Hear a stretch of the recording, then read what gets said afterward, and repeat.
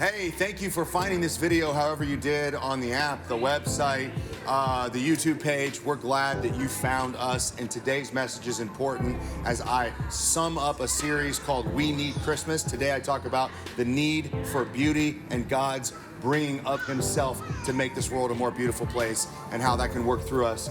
You don't want to miss it, and you don't want to miss hanging out with us on Christmas Eve, whether online or in person, December 23rd and 24th at 4 and 6 p.m. It's going to be great. We love you. Merry Christmas.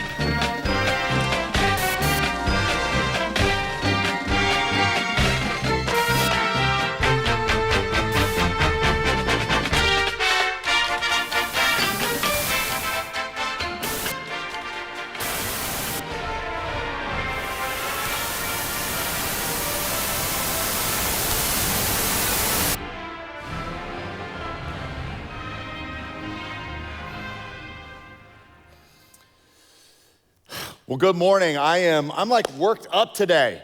I feel like we need a little energy in the room. We feeling all right? Yeah. All right, I'm gonna bring a little bit of energy today. Okay, so let's go. And the opening part of this sermon does not fit with my energy level at all. Because the main point of this whole series that we're doing is we need Christmas because the world is so dark. It's a dark place. There's a lot of awful things that are happening. There's a lot of brokenness. There's a lot of broken hearts. There's a lot of terrible, horrific things that we do and that have been done. And Christmas is not just something that we have because we have a God who says, I love you so much, I'm gonna get you out of there. It's a celebration of a God who says, I love you so much that I'm gonna come and be with you. And I'm gonna help transform you. And I'm gonna dwell among you. And if you've ever had in your mind that the Christian message is about how one day all of our problems will go away because God will take us away, you have the wrong idea. Because the whole point of Christmas shows us about the nature of our God that we serve. And it is not that we end up with him. Christmas is not us with God, it's God with us. Emmanuel. If you think Christmas is about us with God, then you think God's gonna change his name at some time. And if you know anything about God, he doesn't do no name changing. He's the same yesterday, today, and forever. So your picture of life and the Christian message needs to have this in it. God is with us. Advent is about how he was here 2,000 years ago. He left his spirit, and he will come back here and dwell with us here and make all things new. Here, in this place, when heaven and earth come back together. We need Christmas, man, because the world is so dark, and let's sober our souls for a moment. I love to do this in this sense. I love to share stories of what's happening in our church because it aligns us, it settles us. And we need to know. And there's so many stories. In my position, I hear about most of the difficult things that are happening in our church, but I've shared one recently. The Reeser family, Adam and Ashley. Adam lost his mom, and then 2 months later, he lost his dad. This was in the last quarter of this year. So we did a funeral for his mom 3 months ago and a funeral for his dad 2 weeks ago. And his wife, Ashley, is pregnant, and she got COVID and is in the hospital with double pneumonia. And the baby's supposed to be born, and it's a scary situation. And the world is a dark place, is it not? Whew. Now, the update from Adam as of last night is she's responding well to medication, and she's doing well, and she's on the mend. But for the past 3 days, that's what we've been kind of just holding for them. What a difficult challenge. It's hard to put into words. But the world is a dark place. It's full of death and brokenness and heartbreak and sickness and illness. And that's why we don't just have a God that we love, right, that loves us. We have a God that we need, who needs to help us and needs to take the darkness and illuminate it. And that's what the story of Jesus is about, bringing light into our dark world. That's why he came here 2,000 years ago, and that's why he's coming back, because there's more work to be done. So we've talked about beauty, right? And we've talked about God's goodness, and we've talked about how the world needs justice, and we've talked about how the world needs love. And today we're actually going to focus in on the fact that the world needs beauty, because beauty is a broken light bulb. Beauty is. You might think, oh, beauty's just an aesthetic thing. Beauty's just a material thing. Beauty's just a kind of a worldly thing. It's not. It's actually part of the fabric of the nature of God that's been expressed in the created world and part of what he has for all of us to enjoy when we become fully human. And beauty is one of those things that when we talk about it and we think about it, it starts to overwhelm us. And if we experience it, it's really exciting. And I've had moments in my life where I've experienced such mesmerizing, breathtaking beauty that like it's not just memories that I have of certain things. It's things that have become a part of my life because of the way those beautiful things made an impression on me. In 2005, my wife and I got to go on a trip to Italy, Greece, and Turkey. And we kind of went back in time. And while we were on that trip, we got to engage with two different volcanoes. And the first one was in Greece, and it was in an island called Santorini. Has anyone ever been to Santorini? It's a famous island in the Mediterranean Sea that is actually a dormant volcano. And the top of the volcano kind of pierces up out of the ocean. And on the back side of the volcano, there is an island where people live.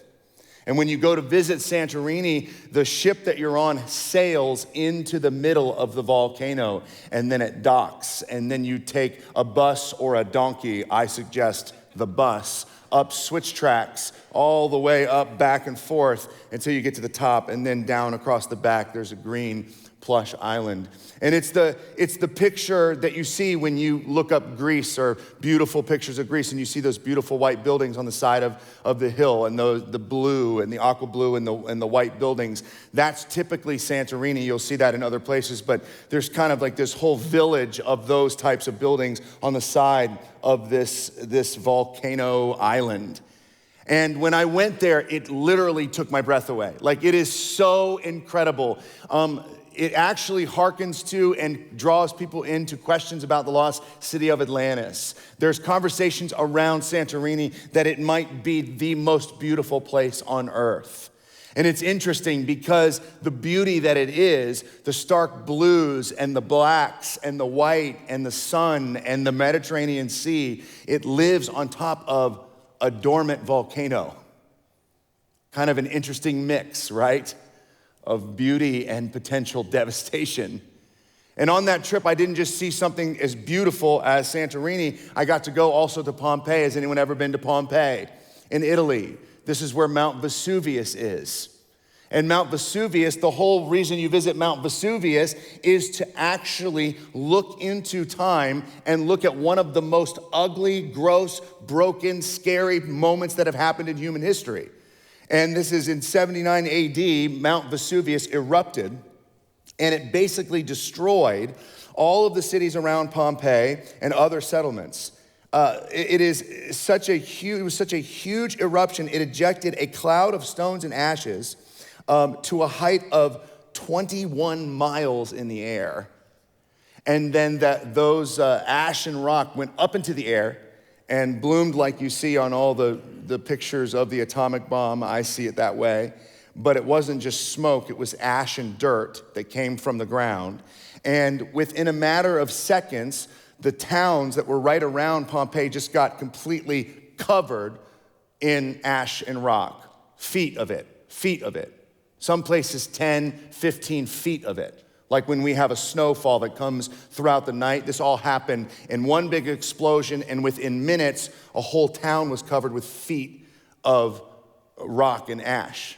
And when you visit there, you go into certain museums, and they have these glass cases of these molds of human bodies. They have molds of human bodies kind of just standing like this. They have molds of a human body sitting at a table, like eating something. They have molds of like a mother holding a child, because what they did is they started to excavate this area is they started to find these pockets in the ash, and they realized that those pockets were the negative space of human bodies that were just trapped underneath there right away. So instead of digging out, they would fill in those negative spaces, and they found these molds of what humans were doing right when the ash hit.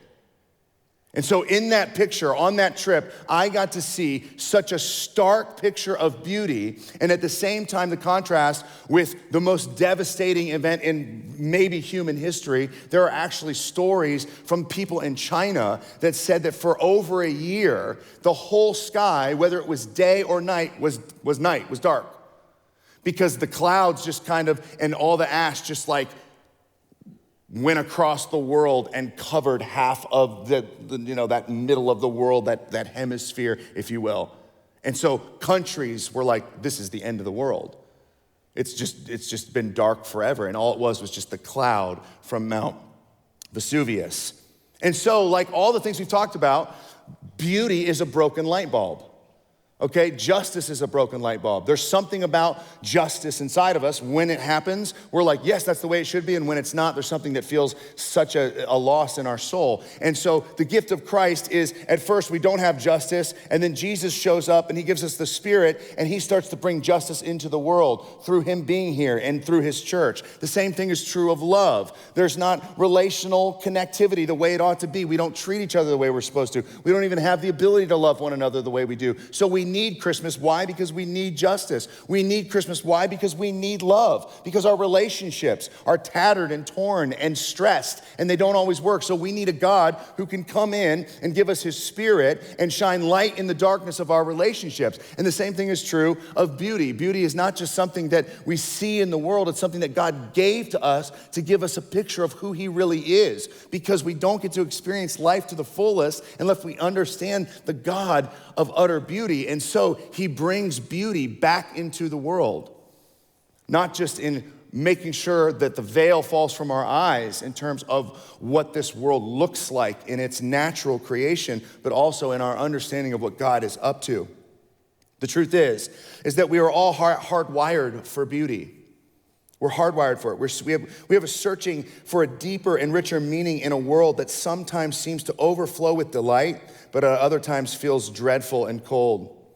Beauty is a pointer to the strange, gentle, demanding presence of the living God in the midst of his world. When you see something that's beautiful, you should, in the Christian mindset, start to associate God's creative genius, God's creative command with that beauty. And so you start to see beauty all around us, but then at the same time, you see something that lacks beauty, or it's ugly, or it's broken, and it's not the way it should be. And that's true because our world is poisoned. So when something is beautiful and then it becomes poison, or it becomes fractured, or becomes never what it was supposed to be, our world is poisoned and it falls short of what God's original sacred ideal was.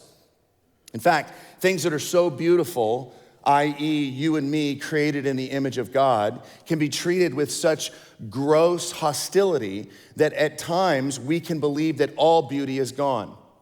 In fact, when something goes so wrong in the world that we think the world is so ugly, it can, in fact, blind us from even seeing beauty. You know this in your world, right? When something goes really wrong and something really ugly happens, or maybe you're up close and personal to a really difficult situation, and when you only see that situation, when you see what's going on with your family, or you see what's going on with certain people, or what's going on, maybe you're something politically is happening, and you see it, when you're up close and really looking at something that's bad or ugly, it makes it almost difficult to see the beauty that is in the world. It can happen There was a famous poet that said this. His name was Theodore Adorno, and he said that one cannot write poetry after Auschwitz. You can't write poetry after Auschwitz. And any of you that have ever studied the World War and you looked at what happened in those concentration camps, and you actually maybe watched the documentary, or maybe you saw Schindler's List, or you saw Saving Private Ryan, and you got interested and you really started to study the Holocaust. If you get up close and personal to that, there's something about that ugliness and that kind of treatment of humanity, of images of God, that when you see that, you think, well, there's no more, beauty has no place. I can't see it anymore. All I can see is ugliness. And it's actually like a myth, if you will, that birds to this day still don't sing in Auschwitz. Because at times, ugliness can make us believe that the beauty is all gone. But perhaps part of the role of beauty is to actually help us find grace within the grief. Maybe God is using beauty to continue to remind us of what he's up to. Maybe we all need to see or hear or think of something that's truly beautiful so that we can understand that God is up to something good and wonderful in our world. If you do a word study on beauty in the Bible, you won't find the word beauty that much, but you'll find a bigger word that incorporates the word beauty. In the Hebrew, there's a word for the word glory, and it's a normal Hebrew word that actually serves as a catch-all for something being weighty, the word glory, something being awesome, and also the stunningly beautiful presence of God. And when you know something is beautiful, you're not supposed to have to tell people this is beautiful. When something is beautiful, you don't have to tell everyone, now stop, and at the count of 3, everybody act like you just lost your breath. 1, 2, 3. When something's beautiful, it simply just naturally draws your admiration. It just draws your admiration. And so we see this in the world. We see things that are beautiful. We see Santorini. We see the different places of the world. Maybe you've been to the Grand Canyon and you look at that vast canyon and your breath is taken away. And the tour guide doesn't say, now it's time to act like you're amazed. Because beauty naturally draws our amazement. And if we do a decent enough job, if we do a close enough job at looking at what God has done through the text, through the literature, then what we can see is that what God has done in the scriptures is give us a tour of the beauty of his purpose on planet Earth. And we can start to see, wow, God is up to actually bringing beauty into the ugliness. And so anytime you see the word glory, you can actually kind of add the word beauty to it. One of the most famous passages we use when we talk about God's beauty or what he was up to is Psalm 19:1. It says, the heavens declare the, say it, glory of God. The skies proclaim the work of his hands. This is the psalmist talking about God as an artist, that he created something that is so gorgeous, that is so mesmerizingly beautiful, that you look at it and you go, wow, look how good God is at making things beautiful. And it just screams to us, it whispers to us, in every way, it fills the sky, it fills the space with how beautiful God is. And so when we look at the text, what I want to do is I want to look at the book of John. And if you grew up in church, like you know some things about John. If you didn't grow up in church, today's going to be a little bit saturated with some of the word pictures from John, because what John is up to in this gospel account in the New Testament, Matthew, Mark, Luke, John is one where he's not just telling a narrative, and he doesn't just have kind of an idea of the life of Jesus. He's trying to show you in multiple different ways the artistry of God's purpose and the beauty of his presence on earth. And so what we see is that the opening, the prologue to the book of John, John 1 through 14, is basically an invitation, and it functions like a great doorway, inviting us into a house that is itself filled, corridor by corridor, room by room, with more beauty. Because John 1:14 ends with him talking about seeing the beauty of God. And you might not have read it this way, but it says in John 1:14 that the Word became flesh and he made his dwelling among us. And we have seen his, say it, glory. We have seen his beauty, the beauty of the one and only Son who came from the Father, full of grace and truth. And so what John does in 1 through 14 and what he does all throughout the rest of the book is he gives us word pictures, and he doesn't stop every time he gives us word pictures and shows us a narrative and say, by the way, this is beautiful, you should admire this. A good writer doesn't do that. He just tells the story. He paints the picture. And if we understand and if we get close enough to the literature, then we can go, wow. And we can admire the beauty of what God is doing with the person of Jesus Christ on earth 2,000 years ago. In John chapter 1, verse 1, it says, in the beginning. So right away, in the beginning, he says, in the beginning. That is the same couple of words that are in the beginning of the book of Genesis. It says, in the beginning, God created the heavens and the earth. In John chapter 1, he says, in the beginning was the Word. And so right away, what John is doing is he is saying, we're back at a new kind of Genesis. So your mind is not supposed to just think about what God is doing, but what God did. What did he do in creation? He made a beautiful place for people to live. Every single thing he made, the water, the land, the vegetation, the animals, every single thing he made, he called good. And then he made humans in his image, and he called them very good, works of art. And so John is about to show you, here's a creative move of God that is like a creative move that you've read about, you've thought about, you've heard about many, many, many different times. In the beginning, he made his images. He made us his image bearers, and we are made in his likeness. And the Bible says that you and I are beautiful. The Bible says that you're beautiful. Everybody say, I'm beautiful. You know, it takes a little bit of time and it takes a little bit of maturity to actually understand that everyone is beautiful. We think that the only thing that's beautiful is what we're attracted to. And that is a naive, arrogant perspective to have. When you think they're attractive or they're beautiful and they're not, you're ugly. Truly. There's something, when you can look at another human being, and because you don't have a natural draw or admiration for maybe their physical attributes, what they look like, what they talk about, you don't see the utter beauty that is every human being made in the image of God. You don't see that, you're missing the image of God. Every single human being that walks this planet is very beautiful. Fearfully and wonderfully made by the craftsman, the master craftsman put us together. It says that he knit us together, that he built us like a tapestry. When you get into science and you see the way our bodies work, you can do nothing but say that everyone is beautiful. And even if someone has been marked, even if someone has some kind of physical flaw or a mental flaw or something going on, you still can see the beauty that is in them in their original design. And the breakdown of what should be shows us how beautiful they actually are. In Psalm 8, the psalmist actually says that you and I are made and crowned with beauty. It says this, you have made them a little lower than the angels and crowned them with beauty and with honor.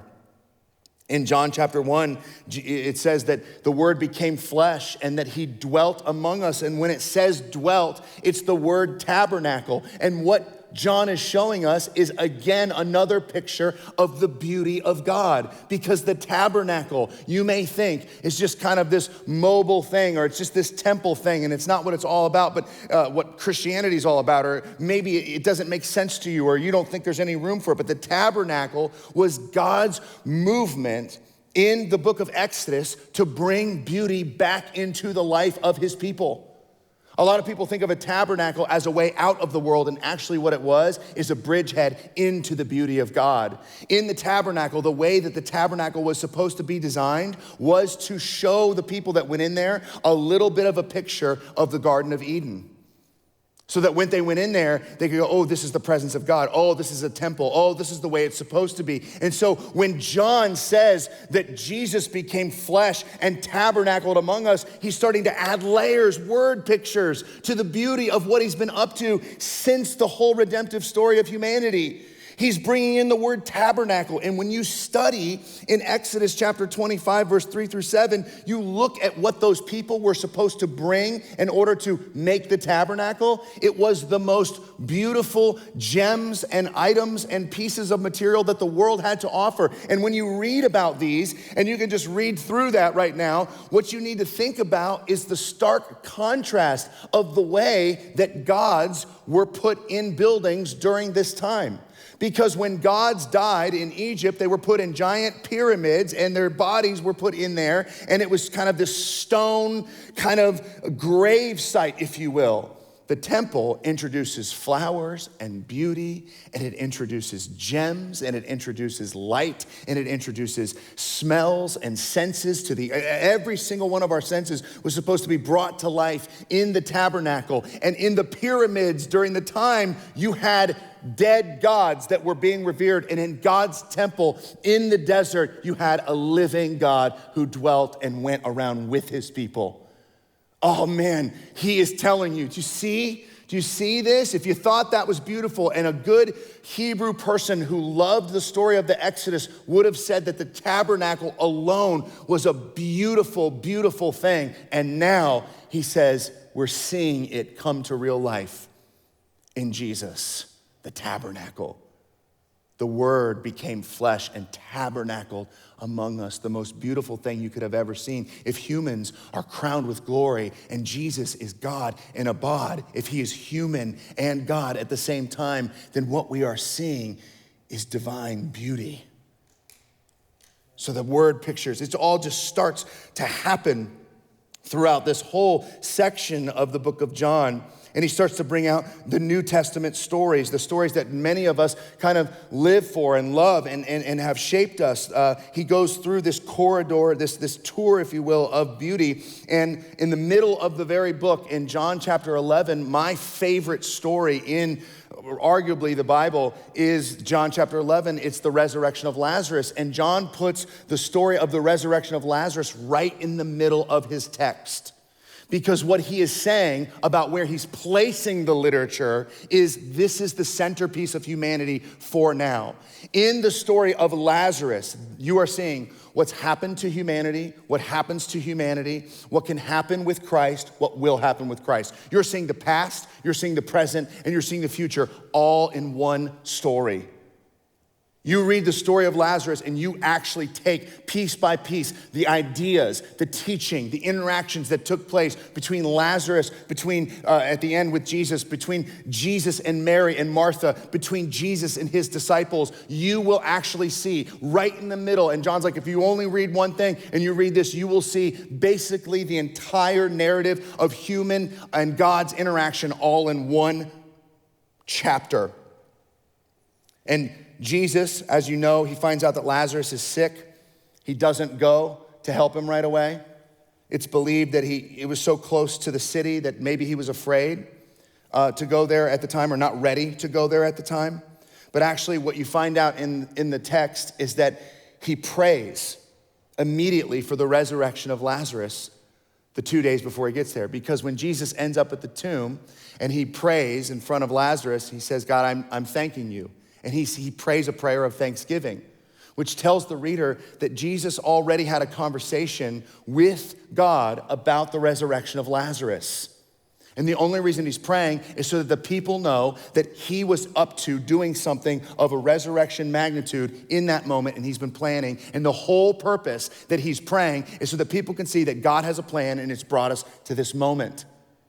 And what the resurrection of Lazarus shows us when Jesus says, Lazarus, come forth. This is what it says in John 11. It says, when he had said this, Jesus, after his prayer, called in a loud voice, Lazarus, come out. The dead man came out. His hands and feet were wrapped with strips of linen and the cloth around his face. Jesus said, take off the grave clothes and let him go. What you see here is a picture of life bursting forth into a world of darkness.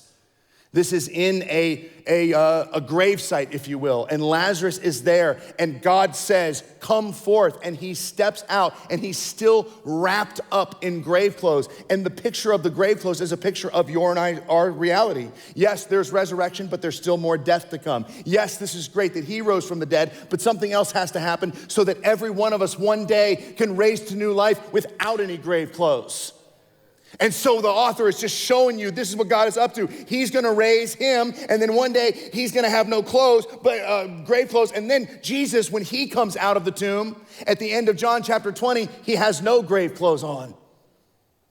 And the author is saying, do you see the movement of God? Do you see the beauty of what is happening? Lazarus still has his grave clothes, life, but still death. Jesus leaves his grave clothes. Jesus has something new that has started with his resurrection. It just goes on. And then when you jump to Jesus' resurrection, you see this kind of mysterious, wild morning that is Easter morning. And there's all these rumblings, and people are running to and from the grave. And Mary goes back to the grave. And when she sees that Jesus' body is gone, it says this. It says, now Mary stood outside the tomb crying. As she wept, she bent over to look into the tomb and saw two angels in white seated where Jesus' body had been, one at the head and the other one at the foot. And you might think, well, they're just covering their territory. One's sitting at the head. You think about the angels. Did they have a conversation? Who gets to sit where? So when she looks in, can I sit at the end? Which one's closer to the door? You know, it's like where you sit for dinner. No, there's so much more going on. This is actually a picture of the tabernacle. So John brings us back to where he started to show us that God is doing what he's been up to and something new is happening. Because in the tabernacle, there were multiple different chambers, and the place where the presence of God would live was called the Holy of Holies. You could only go in there one day a year, and you had to be perfectly ready from a spiritual and from a discipline perspective. Otherwise, you might die. Because God's presence was in there. And in the Holy of Holies, there were the 10 Commandments, the kind of this box, if you will. And on top of it was called the mercy seat. And the mercy seat was where the presence of God would actually rest in the temple. And flanking either side of the mercy seat were angels made of gold. And so the picture of any person that is looking at this text, at least at a second or third layer, is going, oh my goodness. God's presence was in between two angels in the tabernacle for all those years. Now we look into a tomb where we believed God's presence was. We look in, we see two angels, but what do we see that's different? The presence of God is not stuck in one place. It's raised to new life in a mobile man tabernacle called Jesus, who is now the bread of life and light. And he's walking around, and he's outside the tomb, and Mary is weeping. And she bumps into him, and she thinks he's a gardener. And then she says, they've taken my Lord. And she says, Mary, and she falls down, and she realizes that her friend, her Savior, Jesus, has now risen to life, and he's amongst them. In a garden, which is a picture of Genesis, back to new creation. On the first day of the week, that story happens, which is like the first day of new creation. So with the resurrection, we're seeing the temple of God, we're seeing the presence of God, we're seeing the beginnings of new creation all happen, boom, in a moment. What a beautiful picture that we have a Savior who rose to bodily life. Mary's weeping. It represents the suffering of the world. It represents the brokenness that we all feel. That's what we're seeing when she weeps. She looks into a tomb and sees he's not there, and she thinks this is only getting darker. And then she turns around and she sees Jesus, and she worships. And this is Advent. There's still so much darkness, but we have the beginning of life. And in the world that we live in, we know that these things need to be made right. And we know that we have justice and love and beauty, and we have these things that don't happen the way they're supposed to. But with the coming of Jesus at the first advent, the first arrival, we see the light is starting to shine. Emmanuel, God with us. And then as he's giving us the Spirit, we bring more light into the world. The light gets brighter because you and I get to be people of love and people of justice and people of beauty. And we get to be the ones to help shed the light of God and the love of God into the world. There's a low light now, but one day there'll be full illumination. One of the things that I think is so wonderful about the book of John and is so mesmerizingly beautiful is in John chapter 1, John calls Jesus God. In the beginning was the Word, and the Word was with us, and the Word was with God, and the Word is God, was God. He says that Jesus is God. And all throughout the book, no one ever calls Jesus God until the very end when Thomas doesn't believe that Jesus rose to life until he can see him. And Jesus shows up and Jesus says, go ahead, check out the nails, go ahead and touch. And when Thomas sees that Jesus is in fact risen to new life, it says that he yelled out, my Lord and my God. And this is the only time that Jesus is called God by a human in the book of John. And what John is doing is he is bringing that final chord, that final resolution. He's putting all the pieces together of his orchestra, and he is saying, here he is, this is God. Now let's go on a journey of looking at the beauty of God being with us through the tabernacle, through making things great, through showing us where we're headed and where we are with Lazarus, and through what God is up to with the resurrection on Easter morning. And now we can all declare that Jesus is divine, that he is holy. And the purpose of the book of John is that every single person would look at Jesus and go, my Lord and my God, you're divine, you're holy. And it's a beautiful picture, John's final chord. And so as you just sit for a moment, I want you to listen to the strings and the beauty of the sound, and let it hit you. And know that God in the book of John and in the life of Christ has been up to something similar to show you he's holy, to show you he's divine, to draw you into worship, to draw you in to fellowship. Hey everybody, thanks for watching today. If you have questions, want to get connected, have a prayer request, or just need somebody to talk to, you can text the number on the screen. We love you guys. Thanks for watching today, and we'll see you later.